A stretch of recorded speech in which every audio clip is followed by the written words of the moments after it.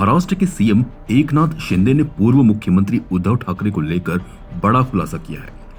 शिंदे ने कहा कि पूर्ववर्ती उद्धव ठाकरे सरकार ने डिप्टी सीएम देवेंद्र फडणवीस सहित राज्य के प्रमुख बीजेपी नेताओं को गिरफ्तार करने की योजना तैयार की थी। सीएम ने खुलासा किया कि सेना राज्य में 16 सीटों पर चुनाव लड़ेगी, जिसमें मुंबई की 3 सीटें शामिल हैं।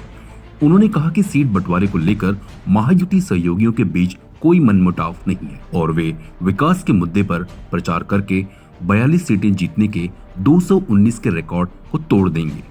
मुख्यमंत्री एकनाथ शिंदे ने कहा कि पूर्ववर्ती एमवीए सरकार ने जून 2022 में उद्धव सरकार गिरने से पहले आशीष शेलार, गिरीश महाजन, प्रवीण दरेकर और फडणवीस को गिरफ्तार करने की साजिश रची थी।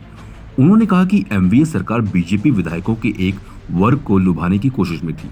शिंदे जून 2022 में उद्धव के खिलाफ विद्रोह करके राज्य के मुख्यमंत्री बने थे। वे इस साल जून में कार्यालय में 2 साल पूरे करेंगे।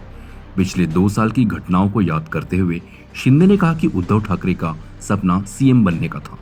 महाविकास आघाड़ी का गठन एक पूर्व नियोजित कदम था। शिंदे ने कहा कि अपने पिता की तरह किंग मेकर बनने के बजाय उद्धव खुद राजा बनना चाहते थे। सीएम ने कहा कि एमवीए सरकार में मंत्री के रूप में उनका कार्यकाल लगातार अपमान से भरा था। इसमें ठाकरे परिवार की तरफ से 100% हस्तक्षेप किया जाता था।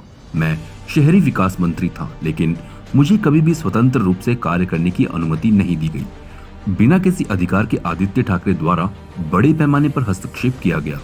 कई अवसरों पर मैंने उन्हें शहरी विकास, एमएमआरडीए, सिडको और महाराष्ट्र राज्य सड़क विकास निगम की बैठकें बुलाते पाया।